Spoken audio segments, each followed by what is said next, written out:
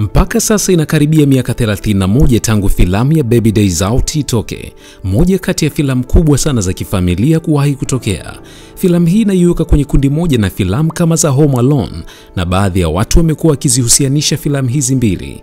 Sasa jana nilipata nafasi ya kuitazama tena baada ya zaidi ya miaka 20 toka niitazame kwa mara ya kwanza. Katika kuitazama upya nikiwa na ufahamu wa sasa, nilianza kupata maswali mengi. Waliwezaje kumfanya mtoto mdogo aigize namna ile? Na je, vipi kuhusu sini alizoonekana kutembea maeneo ya hatari? Lakini pia nilitaka kufahamu kuhusu mambo mengi ya msingi kuhusu filamu hii. Baada ya kuyajua, nikaona nisiwe mchoyo, kwani hii ni filamu tuliyoipenda wengi. Hivyo mimi na wewe kwa pamoja wacha tutazame mambo ya kufurahisha na kushangaza niliyoyajua kuhusu filamu hii. Jiunge na chaneli hii kwa kubonyeza neno subscribe. Mimi naitwa Justin Shedi. Sasa twende kazi. Kabla hatujaendelea, naomba unipe sekunde chache kuwasikiliza wadhamini. Iwe unataka kujifunza forex, kununua signal au usimamizi wa akaunti, yani account management, Nasoro Forex ndio mtu pekee wa kumsikiliza hivi sasa. Picha linaanza, unaruhusiwa kujiunga kwenye group la forex la Telegram bure kabisa kwa kubonyeza linki hapo chini. Halafu hakuna janja janja. Ofisi ipo barabarani kweupe. Fika jengo la Victoria Noble Floor ya 4 jijini Dar es Salaam. Na zaidi, unaweza kuwasiliana na Nasoro Forex hata hivi sasa kupitia simu namba 0712253749, iwe kawaida au WhatsApp, utachagua wewe. Na kule Instagram anapatikana kwa jina la Nasoro Forex. Acha kusubiri, jiunge sasa. Asante. Kwa hapa Afrika hii ilikuwa filamu kubwa sana. Lakini je, utaamini nikikwambia kuwa filamu hii ilifanya vibaya kwenye mauzo? Wengi hawatoniamini, lakini ukweli ni kwamba licha ya filamu hii kupendwa sana, haikufikia mauzo ya kurudisha faida wala kurudisha pesa iliyotumika kwenye bajeti ya kuiandaa. Filamu hii ilisababisha hasara kubwa sana. Filamu hii iliyoanza kurekodiwa mnamo mwezi Agosti mpaka Disemba mwaka 1993 ilikuwa na bajeti ya dola za Kimarekani milioni 48, ambayo ni makadirio ya shilingi za Kitanzania bilioni 128. Lakini baada ya kuachiwa, mauzo yake ulimwengu mzima yalileta kiasi cha dola za Kimarekani milioni 30.1. Hivyo kulikuwa na hasara ya karibia dola za Kimarekani milioni 18, ambayo ni makadirio ya shilingi za Kitanzania bilioni 48.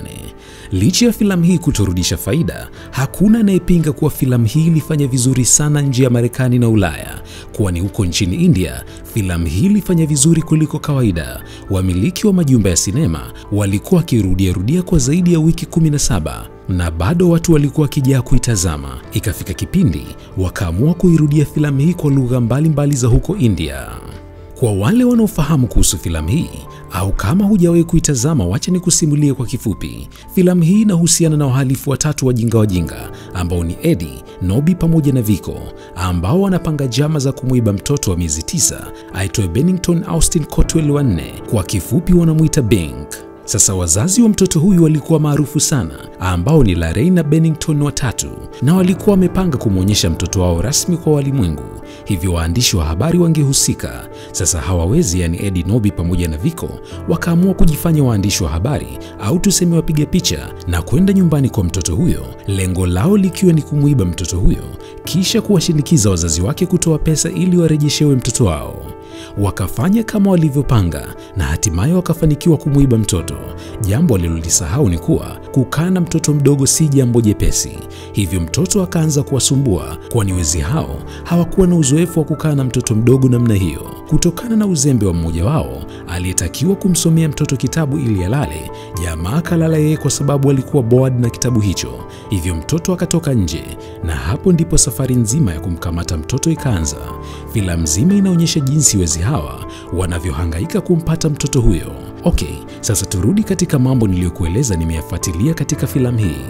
Jambo la kwanza ni kuhusu mtoto aliyeigiza katika filamu hii.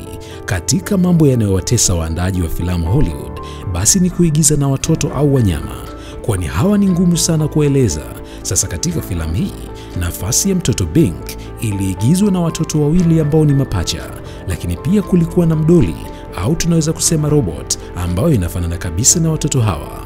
Lakini si hayo tu, pia kulikuwa na mtu ambaye kwa bahati mbaya hakupewa credit kwa muda mrefu sana kutokana na ushiriki wake, na mtu huyu anafahamika kama Vin Troyer. Waandaaji wa filamu hii waliamua kutumia watoto wawili ili kuondoa usumbufu na kupoteza muda pale ambapo mtoto mmoja ataamua kulala au kusumbua. Hivyo mmoja atakapokuwa anasumbua, basi mwingine anakuwa anatumika. Na hii ni kwa sababu kikawaida watoto wana uwezo mdogo sana wa kufocus, yaani kuzingatia jambo moja. Hivyo muda mwingi wanakuwa na randaranda wakivutiwa na vitu mbalimbali. Sasa ili kuzuia hilo, waandaaji waliamua kutumia watoto wawili ambao ni mapacha wa kufanana kucheza nafasi ya Bing. Katika eneo la kushuti filamu hii, ilitakiwa wawepo wazazi wa watoto hao, lakini pia maofisa wa usalama wa watoto kutoka serikalini ili kuhakikisha watoto hao wanafanya kazi katika mazingira ambayo ni salama. Sasa watoto hawa hawakuigiza kila scene. Kuna sehemu nyingine zilikuwa hatari sana na isingewezekana watoto kucheza, na hapa ndipo walipotumia mdoli au tuseme robot, na sehemu nyingine alicheza Vin Troyer akiwa kama stunt double. Sini za hatari zaidi zilikuwa ni zile za eneo la ujenzi ambapo mtoto alitakiwa kupita katika sehemu hatarishi. Sasa huko aliyecheza ni Vin Troyer ambaye umbo lake lilifanya aonekane kama mtoto japokuwa ni mtu mzima. Kwa bahati mbaya sana jamaa hakupewa credit, na hii ni kwa sababu stunt double si watu wanaopewa credit kama ilivyo kwa waigizaji halisi. Kuna scene nyingine tulimuona sokwe mkubwa sana mwenye hasira. Huyu pia kulikuwa na mchanganyiko wa robot pamoja na picha za sokwe halisi. Swali moja lililobaki ni je, watoto hao wako wapi hivi sasa, ukizingatia kwamba ni miaka zaidi ya 30 imepita? Kabla sijakueleza kuhusu watoto hawa wawili, kwanza ni kujuze kuwa Vin Troyer alifariki dunia mwaka 2018 akiwa na miaka 49.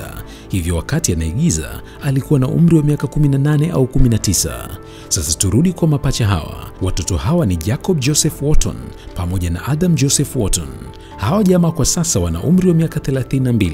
Kwa upande wa Jacob, yeye alisomea mambo ya upishi wa hoteli na tangu mwaka 2017 alikuwa mpishi katika moja ya hoteli huko nchini Marekani.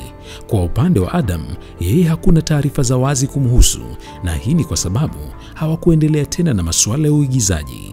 Kwa upande wa wale wezi watatu, wote bado wako hai na wanaendelea na uigizaji. Kwa mfano Joe Pantoliano, yeye ameonekana katika filamu nyingi sana, ikiwamo filamu ya The Matrix na Bad Boys, akiwa pembeni ya Will Smith na Martin Lawrence. Kwa upande wa Joe Montana, ambaye amecheza kama Eddie, yeye pia anaigiza mpaka sasa na ana umri wa miaka 77. Mpaka hapa nadhani kuna mambo mengi umeyafahamu kuhusu filamu hii. Basi unaweza kwenda tena ukaitazama ili uweze kunielewa zaidi ninachokizungumzia. Kwa wale ambao bado wanahitaji kufahamu masuala ya Forex, unaweza kubonyeza linki kwenye box hapo chini ili ujiunge na group la guru au mwalimu wa kufundisha masuala ya Forex Tanzania aitwaye Nasoro Forex. Mimi naitwa Justin Shedi na kutakia wakati mwema, na tukutane tena kwenye video nyingine.